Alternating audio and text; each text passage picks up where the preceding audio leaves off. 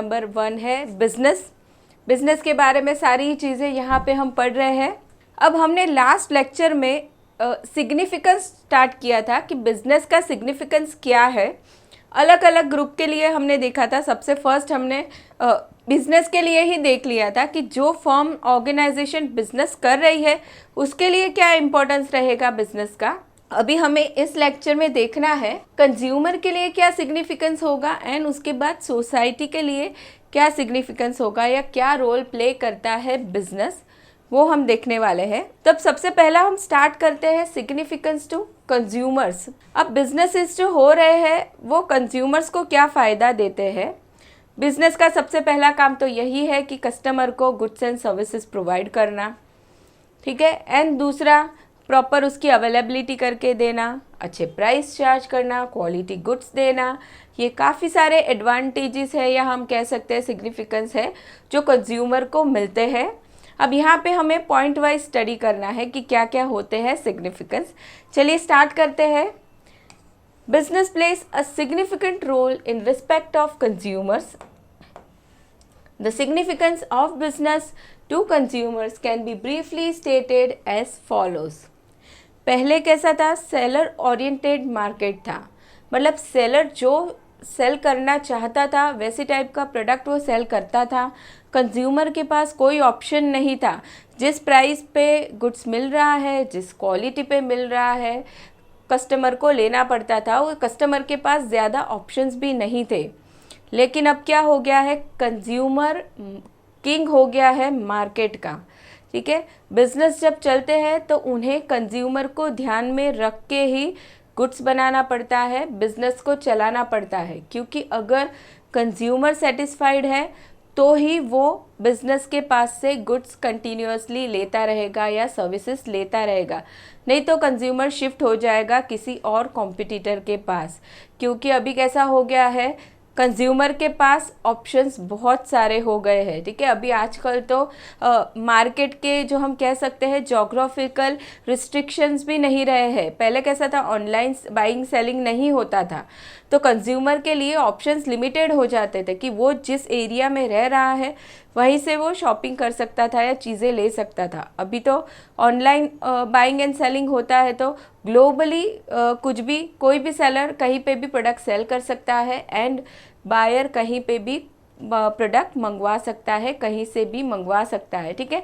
तो जोग्राफिकल जो रिस्ट्रिक्शंस थे वो अभी हट गए हैं एंड कंज्यूमर के पास अनलिमिटेड चॉइसेस हो गई है। जहाँ से भी वो चाहे प्रोडक्ट मंगवा सकता है एंड प्रोडक्ट के भी बहुत सारे ऑप्शंस अवेलेबल हो गए हैं। तो consumer is the king of the market. इसके लिए कंज्यूमर ओरिएंटेड ही काम बिजनेस को करने होते हैं। चलिए अभी स्टार्ट करते हैं सिग्निफिकेंस।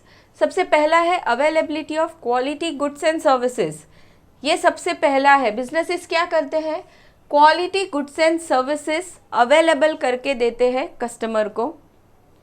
अब एक quality goods and services provide जब किया जाता है तो क्या होता है, कस्टमर का भी रिव्यू लिया जाता है। उन्हें जिस तरह का प्रोडक्ट चाहिए वैसे दिए जाते हैं, ठीक है। उनके रिव्यू के अकॉर्डिंगली अगर प्रोडक्ट या सर्विसेज में चेंजेस करना ज़रूरी है तो वो भी किया जाता है ताकि वो कस्टमर की रिक्वायरमेंट में फिट हो सके। Now business firms make available goods and services required by the consumers. Firms make every possible effort to improve the quality of goods and services so as to have competitive advantage in today's business world. क्या कर रहे हैं business firms, available करके देते हैं goods and services consumer को। Available का मतलब है जब कंज्यूमर की डिमांड हो तब प्रोडक्ट अवेलेबल होना चाहिए। कब बिजनेसेस क्या करते हैं, कंटिन्यूअसली सप्लाई करते रहते हैं गुड्स या सर्विसेज। कभी भी वो मार्केट में शॉर्टेज नहीं होने देते गुड्स या सर्विसेज की। एंड दूसरा अवेलेबल तो करके देते ही है, साथ ही में वो क्या करते हैं, गुड्स को क्वालिटी इम्प्रूव करते रहते हैं। कंटिन्यूअसली कुछ ना कुछ इनोवेशन लाते रहते हैं अकॉर्डिंग टू कस्टमर्स रिक्वायरमेंट। ये दो बहुत इम्पॉर्टेंट काम वो करते हैं, बिजनेसेस करते हैं कंज्यूमर के लिए। अब ये करके वो क्या कर सकते हैं, कॉम्पिटिटिव एडवांटेज गेन कर सकते हैं। कॉम्पिटिटिव एडवांटेज गेन करना मतलब बाकी सारे जो हमारे कॉम्पिटिटर हैं उनसे हम बेहतर परफॉर्म कर सकते हैं, ठीक है। हम कंज्यूमर को गुड्स, क्वालिटी गुड्स दे रहे हैं, साथ ही में कंटिन्यूअस उसे अवेलेबल करवा के भी दे रहे हैं, तो इससे हम हमारे कॉम्पिटिटर से आगे निकल सकते हैं, मार्केट में सर्वाइव कर सकते हैं। चलिए, ये हो गया सबसे first significance. Now second one is goods at good prices. Prices, अब कंज्यूमर को जब हम गुड सेल कर रहे हैं, फ्री में तो देंगे नहीं। जब भी बिजनेसेस कंज्यूमर को गुड्स दे रहे हैं तो कुछ तो चार्ज करेंगे, उससे कंसिडरेशन लेंगे, पैसे लेंगे उनसे, ठीक है। तो अभी ये जो प्राइजेस डिसाइड किया जाता है, बहुत सारे फैक्टर्स कंपनी को या बिज़नेस को सोचने पड़ते हैं जब प्राइस डिसाइड होती है। सबसे पहला तो price of the cost of the product देखना पड़ता है कि भाई जो प्रोडक्ट हम सेल कर रहे हैं उसकी कॉस्ट क्या लगी है उसे बनाने में, ठीक है। सारी कॉस्ट देखी जाती है, प्लस टैक्सेस को ऐड किया जाता है, कंपनी उसका प्रॉफिट लगाती है, सब मिला के प्राइस डिसाइड की जाती है। दूसरा देखना पड़ता है कि मार्केट में क्या रेट चल रहा है उस प्रोडक्ट का। हमने ज़्यादा प्राइस लगा दी लेकिन मार्केट में सिमिलर प्रोडक्ट का कम रेट है, तो फिर कस्टमर हमारे पास से प्रोडक्ट नहीं लेगा, तो हमें वो भी देखना पड़ेगा, ठीक है। ये सारी बहुत सारी चीज़ें कंसिडर करके प्राइस डिसाइड की जाती है गुड्स की। तो ये प्राइसेस कैसी होनी चाहिए? गुड होनी चाहिए, ठीक है। अनफेयर प्राइसेस नहीं चार्ज करना है हमें कस्टमर से। Now firms provide goods and services at right prices. Today's market is a buyers market, ठीक है। Today's market is a buyers market. There are few chances to exploit customers by charging higher prices. Firms try to deliver value for money. Due to cutthroat competition, firms are forced to adopt consumer-oriented pricing strategies. देखिए, पहले के ज़माने में consumer को exploit करना बहुत easy था। Easy क्यों था? एक तो कंज्यूमर के पास ऑप्शंस कम थे, सेलर्स बहुत कम थे जो प्रोडक्ट को सेल करते थे, ऑप्शंस कम थे उनके पास। दूसरी चीज़, कंज्यूमर को नॉलेज भी नहीं था, प्रोडक्ट के बारे में भी वो ज़्यादा नॉलेज नहीं रखते थे। एंड दूसरा, कंज्यूमर को कौन कौन से राइट्स दिए गए हैं, हमारी गवर्नमेंट ने कौन कौन से राइट्स दिए हैं उसके बारे में भी कंज्यूमर्स अनअवेयर थे, उनको ज़्यादा नॉलेज नहीं था। तो इन सारी चीज़ों की वजह से क्या होता था, सेलर ज़्यादा प्राइजेस चार्ज कर सकते थे कंज्यूमर्स से। लेकिन अभी क्या हो गया कि कंज्यूमर को सारी चीज़ों का नॉलेज रहता है, लोग एजुकेटेड हो गए हैं, मीडिया बहुत ज़्यादा इंपॉर्टेंट रोल प्ले करती है ताकि वो कंज्यूमर तक सारी चीज़ों की इन्फॉर्मेशन पहुंचा सके, प्रोडक्ट के बारे में हो या कंज्यूमर के खुद के राइट्स के बारे में हो, सारी चीज़ों की इन्फॉर्मेशन रहती है कंज्यूमर को, ठीक है। तो आज के कंज्यूमर को बेवकूफ़ बनाना ईजी नहीं है, तुम उसे बेवकूफ़ नहीं बना सकते, ज़्यादा प्राइस हम कस्टमर से चार्ज नहीं कर सकते, ठीक है। तो यहाँ पे इसीलिए उन लोगों ने बोला है, due to cutthroat competition firms are forced to adopt consumer oriented pricing strategies. एक तो ये चीज़ हो गई है कि कंज्यूमर्स अवेयर हो गए हैं। दूसरा, कोई भी बिजनेस ले लो आप, उसके लिए कंपटीशन बहुत हाई हो गया है। कंज्यूमर के पास तो बहुत सारे ऑप्शंस अवेलेबल है, वो कहीं से भी गुड्स ले सकता है, ठीक है। इसलिए बिजनेसेस को क्या करना पड़ता है, compulsory consumer oriented pricing adopt करना ही पड़ता है। कंज्यूमर खरीदे वैसी ही प्राइस चार्ज करनी पड़ती है, ज़्यादा प्राइस चार्ज किया तो कस्टमर नहीं लेता है गुड्स। ये हो गया second, goods at good prices. Third is better facilities and services. चलिए, better facilities and services. Increasing competition in business has benefited the customers to great extent. Competition बहुत बढ़ गया है, इसीलिए मार्केट में सारे ही बिजनेसेस खुद को सर्वाइव करने के लिए क्या करते हैं, कस्टमर को खुश करने की कोशिश करते हैं, ठीक है। अगर कस्टमर सेटिस्फाइड है तो जिस बिज़नेस से उससे गुड्स लिया है, सर्विसेज लिया है, वहीं पे वो वापस जाएगा, ठीक है। हम कोई भी एग्जांपल ले लें, चलो हम होटल की बात करें या एंटरटेनमेंट है या कोई भी हो, ठीक है। इंश्योरेंस इंडस्ट्री हम ले सकते हैं, या हम प्रोडक्ट की बात करें तो प्रोडक्ट भी कंपनी जो अच्छा बेच रही है, क्वालिटी प्रोडक्ट दे रही है, कस्टमर वहीं पे फिर से जाएगा, ठीक है। होटल की बात करें, जहाँ पे फूड अच्छा मिला है तो कस्टमर के माइंड में रह जाएगा, अच्छा चलो यहाँ पे फूड अच्छा मिल रहा है, हम फिर से वहीं पे जाएंगे, ठीक है। तो बिजनेसेस क्या कर रहे हैं, काफ़ी सारी सर्विसेज कस्टमर को दे रहे हैं ताकि कस्टमर वहीं पे अट्रैक्ट हो जाए। काफ़ी सारी सर्विसेज हो सकती है, यहाँ पे बताया गया है। आफ्टर सेल सर्विस होती है, जैसे कि हम बात करें, हम ऑनलाइन फूड मंगवाते हैं तो हमारे घर पे डिलीवर हो जाता है। काफ़ी सारी चीज़ें अभी हमें कोई सुपरमार्केट पे हमें ऑर्डर देना हो तो ऑनलाइन हो सकता है, ठीक है, हमारे घर पे ही ऑर्डर आ जाता है। होम डिलीवरी की फैसिलिटी अवेलेबल हो गई है। काफ़ी सारी फैसिलिटी दी जाती है कस्टमर को ताकि कस्टमर खुश रहे और क्या हो सके, उसकी वजह से बिजनेस कंपटीशन में सर्वाइव कर सके। Now, increasing competition in business has benefited the customers to a great extent. They are being offered better facilities and services such as after sale service, sale on installment basis, ये भी facility दी जाती है, ठीक है।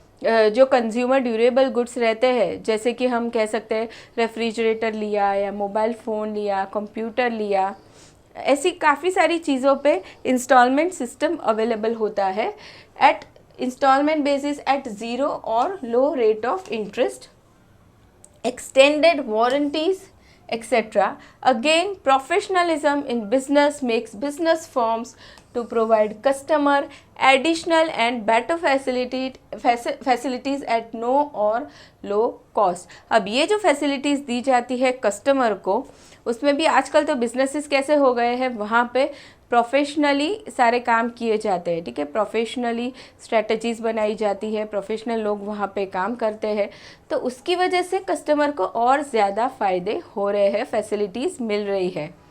तो ये हो गया हमारा थर्ड सिग्निफिकेंस। अब आता है फोर्थ पॉइंट, कस्टमर सेटिस्फैक्शन। चलिए देखिए, gone are the days of profit orientation of business. ये दिन कैसे हो गए, चले गए जब बिजनेस खाली सिर्फ प्रॉफिट के बारे में ही सोचते थे। पहले का कॉन्सेप्ट ये था कि बिजनेस इस ट्रेडिशनल ज़माने में खुद के प्रॉफिट के बारे में ही सोचते थे, कस्टमर को अच्छा प्रोडक्ट भी नहीं देते थे, प्राइसेस भी हाई चार्ज करते थे। लेकिन अभी कैसा हो गया है, अभी के वर्ल्ड में कंज्यूमर को चीट करना बहुत डिफ़िकल्ट है, ठीक है। कंज्यूमर के बारे में जो बिज़नेस सोचता है, कंज्यूमर ओरिएंटेड काम करता है, वही मार्केट में सर्वाइव कर सकता है। तो companies all over the world are placing emphasis on customer satisfaction. Some professional business firms go a step forward to delight its customer by providing additional facilities which may not be expected by the customers, so as to retain existing customer and to add new customer to their list. देखिए अभी कैसा है, companies customer satisfaction के बारे में सोच रही है, ठीक है। कस्टमर सेटिस्फैक्शन मतलब जो कस्टमर की रिक्वायरमेंट है वैसा प्रोडक्ट हम अवेलेबल करके दें या वैसी सर्विस हम अवेलेबल करके दें, ठीक है। लेकिन अभी आजकल प्रोफेशनल वर्ल्ड में और एक नया कंसेप्ट आ गया है, customer to delight the customer. मतलब कस्टमर ने जो सोचा भी नहीं है उसकी रिक्वायरमेंट से और ज़्यादा अच्छी क्वालिटी का हम गुड्स या सर्विसेज उसे प्रोवाइड करें, ठीक है। जैसे हमने मान लो कहीं से फूड ऑर्डर किया है ऑनलाइन, तो कभी कभी क्या होता है कि कुछ चीज़ें हमें एडिशनली दी जाती है, ठीक है। तो वो क्या हो गया, उससे क्या होता है, कस्टमर थोड़ा हैप्पी हो जाता है, चलो हमें एडिशनल बेनिफिट दिए गए। या फिर हम कहीं कहीं मॉल वगैरह में जाते हैं तो किसी किसी दिन पे ऑफर्स रहती है, डिस्काउंट्स मिलते हैं, ठीक है। ये सारी चीज़ों से क्या होता है, कस्टमर खुश हो जाते हैं, मतलब उनकी रिक्वायरमेंट से कुछ ज़्यादा हमने उनको अच्छी क्वालिटी का प्रोडक्ट अवेलेबल करके दे दिया या हमने उसे सर्विस दे दिया, तो हमने कस्टमर को डिलाइट कर दिया। नाउ उससे क्या होता है, एग्जिस्टिंग कस्टमर वो तो रिटेन होते ही है, वो तो हमारे बिजनेस से ही लेंगे गुड्स या सर्विस, कहीं नहीं जाएंगे। लेकिन वो लोग क्या करेंगे, किसी और कस्टमर को भी रेफरेंस देंगे कि भाई आप भी यहीं से गुड्स लो या यहीं से सर्विस लो। तो ये हो गया कस्टमर सेटिस्फैक्शन की बात। Now next is higher standard of living. जैसे जैसे बिजनेसेस डेवलप होते गए हमारी कंट्री में और जैसे जैसे कंज्यूमर ओरिएंटेड अप्रोच आता गया कि भाई कस्टमर को सेटिस्फाई करना है या फिर उसकी रिक्वायरमेंट से ज़्यादा अच्छा हमें प्रोडक्ट या सर्विस अवेलेबल करके देना है, तो इन सारी चीज़ों की वजह से क्या हुआ स्टैंडर्ड ऑफ लिविंग इंक्रीज हुआ कस्टमर का, क्योंकि उन्हें अच्छे अच्छे प्रोडक्ट मिल रहे हैं, अच्छे अच्छे प्रोडक्ट वो यूज़ कर रहे हैं, तो उनके स्टैंडर्ड ऑफ लिविंग तो बढ़ गया. Now customers can enjoy a higher standard of living. This is because professional business firms make every possible effort to provide new and better products. The consumption of new and better goods and services enhances standard of living of the customer. Businesses try कर रहे हैं अच्छे से अच्छा goods देने की consumers को. इसकी वजह से क्या हो रहा है, कंज्यूमर को अच्छे से अच्छे गुड्स मिल रहे हैं, सर्विसेज मिल रही है, एंड उनका स्टैंडर्ड ऑफ लिविंग इंक्रीज हो रहा है. Now next is status to the customer. चलिए, good business practices enhances brand image of the brand image. For instance, innovative brands enjoy a good image in the market. Therefore, the users of the brand would enjoy higher status in the market. For instance, among the car brands, Ferrari, Rolls-Royce, Bugatti, Porsche, Hennessy, Lamborghini, etc. bring status to the users. देखिए, अभी companies क्या कर रही है, कोई companies की बहुत brand image बहुत अच्छी रहती है मार्केट में, ठीक है.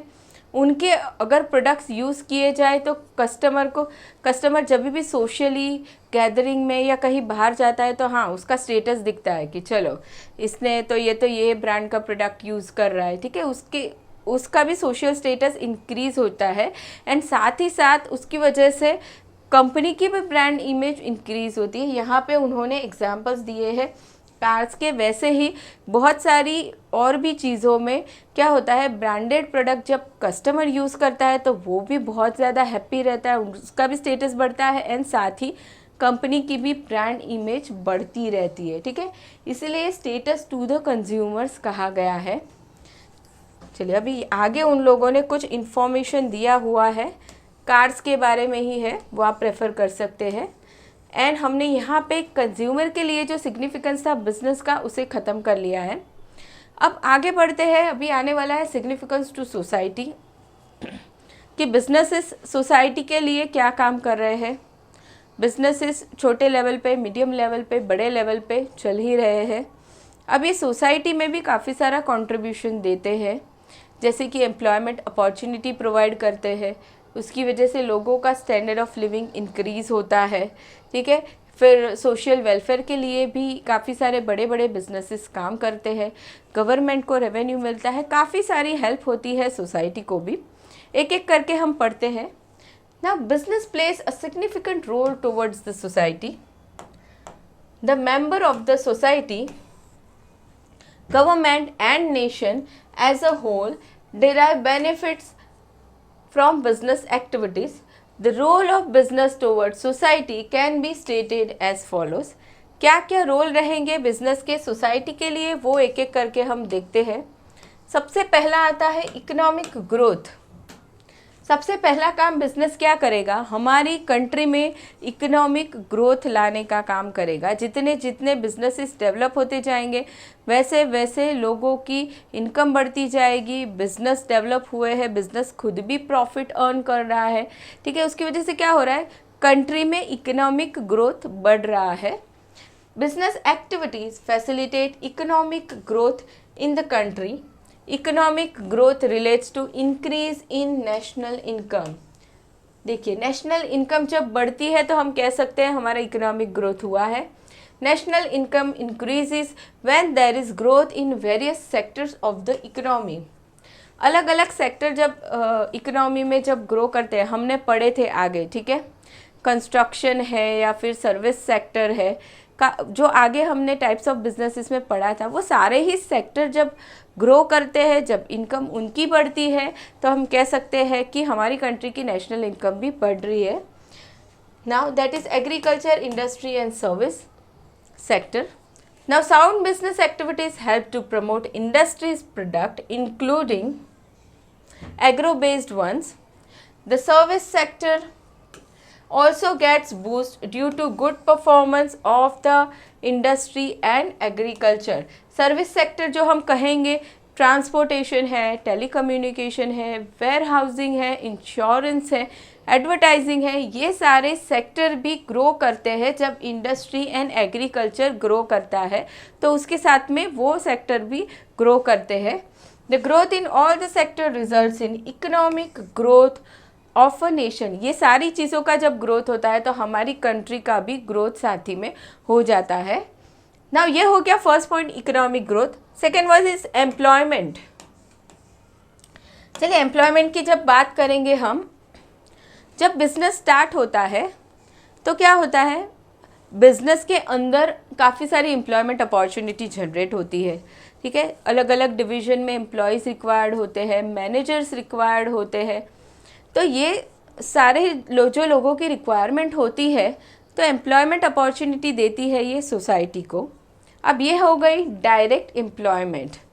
ठीक है, अब जैसे जैसे बिजनेसेस ग्रो हुए साथ साथ में क्या होगा, अदर बिजनेसेस भी ग्रो होने वाले हैं, सर्विस सेक्टर भी ग्रो हो गए। जैसे हम बैंकिंग की बात करें या फिर इंश्योरेंस की बात करें, एडवर्टीज़मेंट की बात करें, कम्युनिकेशन की बात करें, जो मेन बिजनेसेस डेवलप होंगे, मैन्युफैक्चरिंग है या ट्रेडिंग है, तो उनको सपोर्ट करने के लिए बाकी सारे भी बिजनेसेस डेवलप होंगे, तो वहाँ पे भी एम्प्लॉयमेंट अपॉर्चुनिटी जनरेट होने वाली है।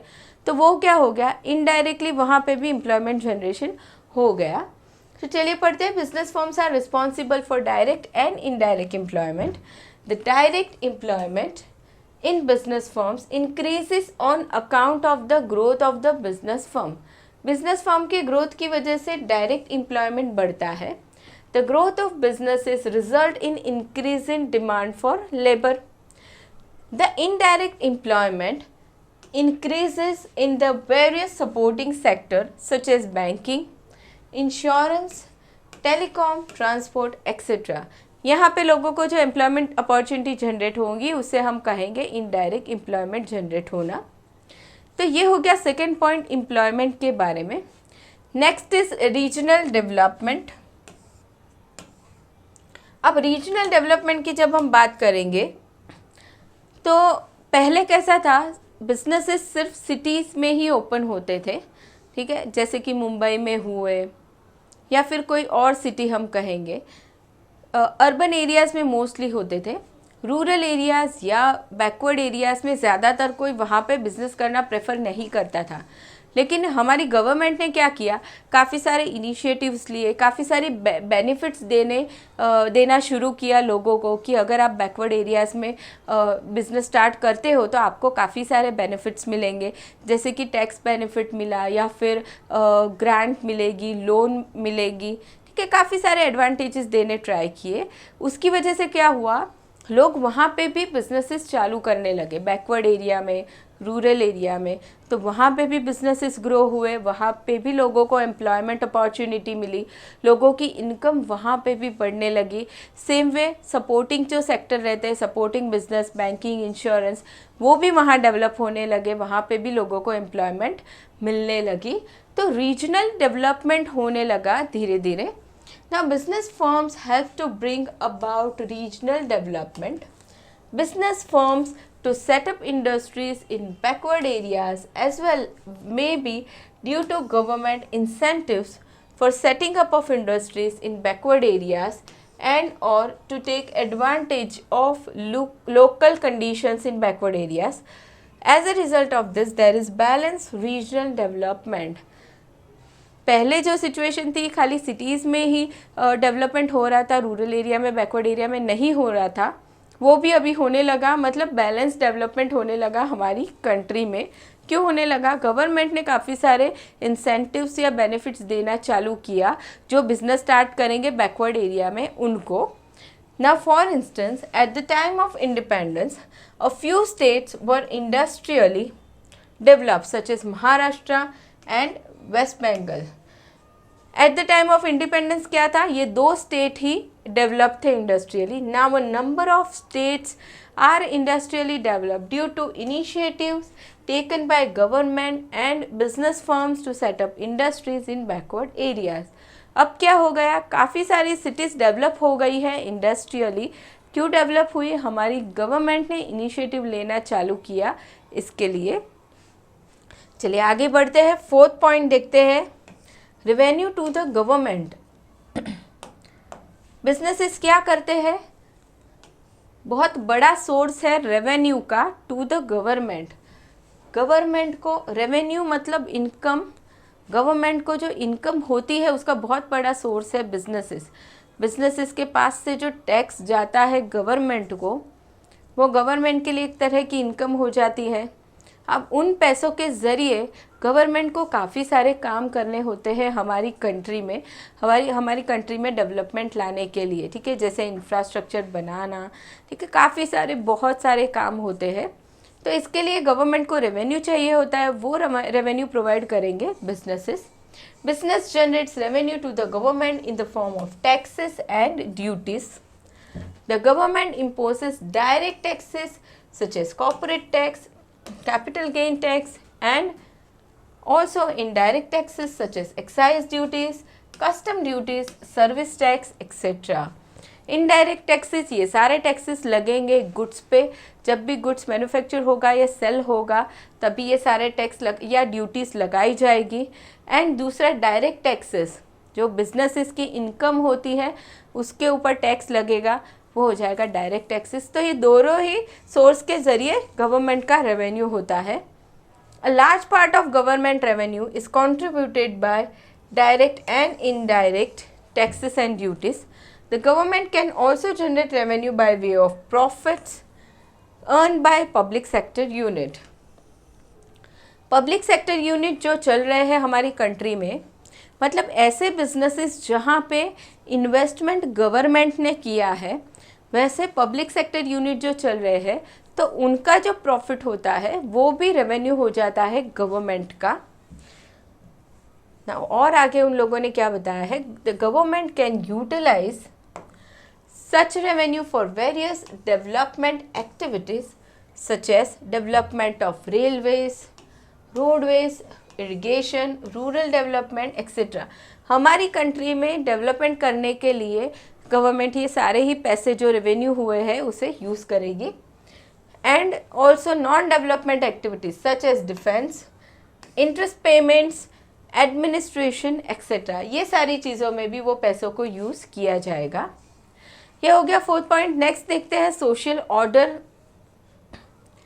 चलिए, हमारी कंट्री में सोशल ऑर्डर होना बहुत ज़रूरी है, ठीक है। वो सोशल ऑर्डर बिजनेसेस की वजह से मेंटेन हो सकता है। Business firms help to maintain social order in the country.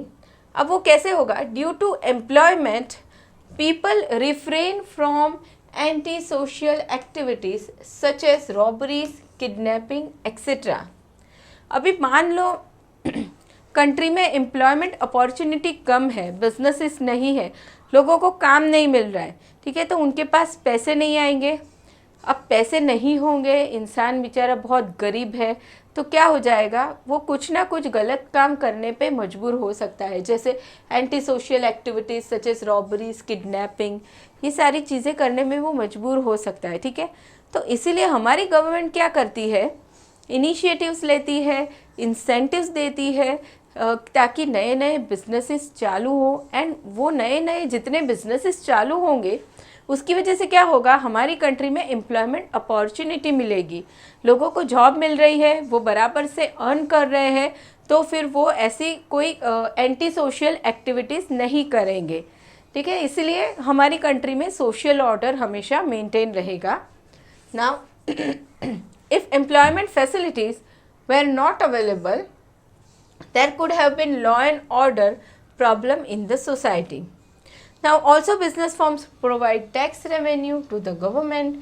The government spends a part of tax revenue of law and order machinery such as police, courts and so on. ये सारी चीज़ों पे भी government पैसे खर्च कर सकती है टैक्स रेवेन्यू में से।